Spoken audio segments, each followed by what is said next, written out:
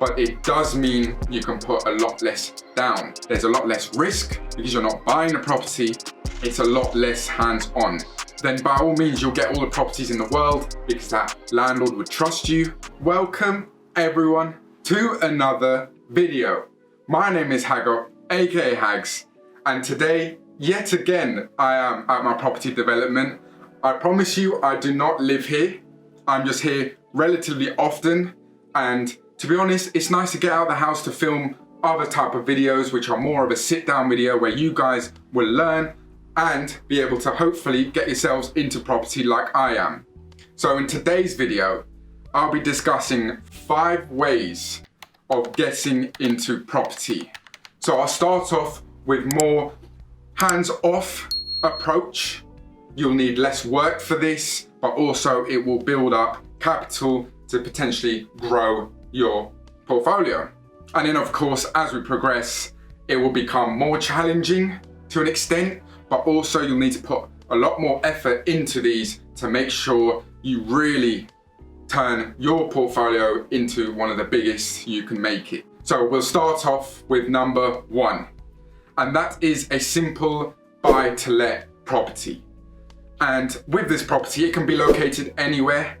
Just make sure whether you would like to do some refurb to it or not, that's up to you. You could always buy a property which is already done up. I would advise a house rather than a flat. As you know, the price of houses tend to go up quicker than a flat. And of course, there's a lot more you can do with a house than you can do with a flat. With this, if you are looking to just purchase to rent out, then of course, do your due diligence to make sure that the property's right, everything is to standard, and of course you can just give the keys back almost to the agent and just let it go on the market. As well as that, you can find properties out there which are already let and the owner is just selling the property, which does make life a lot easier, especially if you have another job, you have other commitments. If you're looking to do it up, of course, you don't want to do it to a huge extent where you need to do a full electrical system, new heating, etc. You want to do light cosmetics, especially if this is one of your first projects you've done. And then you can get a good feel of it. And of course, that will give you good rental income every month, which you can put possibly in another pot, use some of it, whatever you would like to do with it. Then, not only that, the value of the property goes up every year. So if you would like to refinance in a year or 2 time, of course you can, and that would draw out more money to potentially buy another buy-to-let. And if you are purchasing in cash, then you are perfect hands. You're able to just buy that property, rent it out for the full amount, get that income coming in, and potentially sell it on in a couple of years where there'll be a lot of growth in the resale value. So moving on to number 2. Again, it's somewhat hands-off, but you need to put a bit more effort into this, and that is called Airbnb. It's just like renting out a property, but this time you will have a lot more tenants, if you would like to call it that, coming to your property, staying there a few nights, and of course leaving after that. You'll also need to get management, which is a lot more hands-off. Unless you live in the area, you'd like to do a lot of things yourself, then perfectly fine. But I would recommend getting a management team to look after the property, to make sure when a tenant moves in or moves out, everything is clean. And of course you can release their deposit, etc. And that will mean it's a lot less hands-on.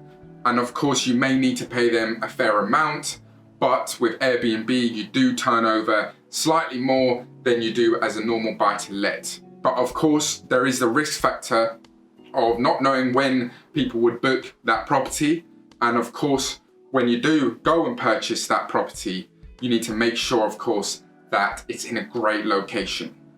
You can also do Airbnb through other landlords. So what you would do is rent out the property from them and guarantee them the monthly fee that they have offered. And of course, you can list that property then up for Airbnb. Of course, you need to speak to the landlord, get contracts in place, make sure everything is right. So moving on to number 3. And this strategy is definitely not the easiest, and you will be relying heavily on landlords, and that is, you could probably guess it, rent to rent. I know you hear a lot about it everywhere. A lot of the property developing channels are talking about it, but in my honest opinion, this is probably one of the hardest ones you can do, but it does mean you can put a lot less down. Because of course, there's a lot less risk because you're not buying a property, but also the risk is finding the landlord and also going out there, speaking to agents, creating that connection with them to prove that you will be a great landlord, a great tenant, if you'd like to call it that, and then be able to rent that property back out, whether it's a room-to-room basis or, again, like I said, Airbnb. So there is a lot more time putting into this strategy, and of course though, there is a lot less you have to put down. But if you can create a great relationship with a landlord or an estate agent, then by all means you'll get all the properties in the world because that landlord would trust you. So now moving on to the next strategy. Strategy number 4, and this is HMO. This is practically you turning a house into a room by room basis and renting out to whether they are working or they are students. So you could go down a route of student accommodation and just rent out rooms that way. Of course, things are becoming slightly harder to do that because of the C4 license, etc. But again, there are areas which are happy to do that. And of course, you can go and buy properties who already have the license and you can just rent it out to students that way.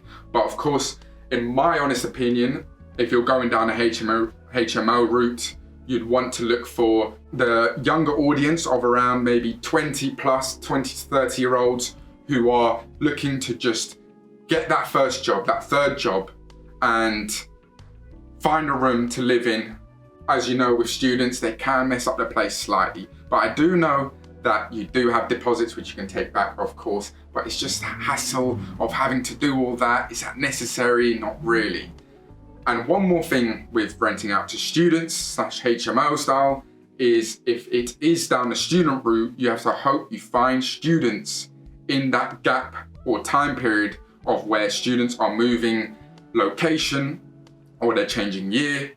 So just keep that in mind at the same time. Whereas if you do it for a working person, someone who's left university, who's working now, who just wants a room to rent, then you've got all year round to find someone. If someone leaves, you can then find someone else to move in their place. So definitely a great idea to go look into as well. But area, again, is so key. So make sure you pick the right areas.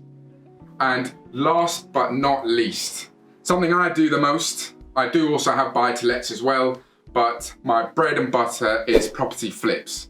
And the reason why I love property flips so much is you can see on my channel how quickly we've progressed with going from one property to another, to doing 3 in a row, to 2 in a row, etc. And it's almost as you flip each property, you're gaining a large lump of sum each time back. Of course, you will have to put a fair amount down and you will be putting a lot of commitment into it. I do this full time myself. So really, I am putting a lot of time and effort into this, making sure everything's right, the builders are doing what they need to do. And of course, the property sells for the right amount at the end of it. So property flips is a great way of creating quick cash flow, a huge lump sum, and being able to change something from, you can see behind me, a brick house like this, back into someone's dream home, a home that someone will be living in, creating memories for the rest of their life, which I do absolutely love doing. And also when someone does purchase my properties, I do like to, if I can, get in contact just to see how they're finding the property, what they think of it, etc. Just so I learn from the next one that I can change that or I can do this and just almost grow myself into the best person I can be. So there we have it. That's my top 5 ways of getting into property, whether you're a beginner or you've done this for a long time, you're doing flips like this, then this is a great opportunity to get yourself into property, especially with interest rates being this high. I totally understand that some of you might want to sit on your hands and just wait till they drop, but always remember that when interest rates are high, people are scared to buy. And what that means is you can go out there and find an absolute deal like I did with this property, which if you haven't seen, I've done a video of how I purchased this property, £100,000 less than resale value. So there we have it. If you have any questions, let me know down below. Like, comment, and subscribe. I've been Hagop, aka Hags. Don't forget the name, and I'll catch you in the next video.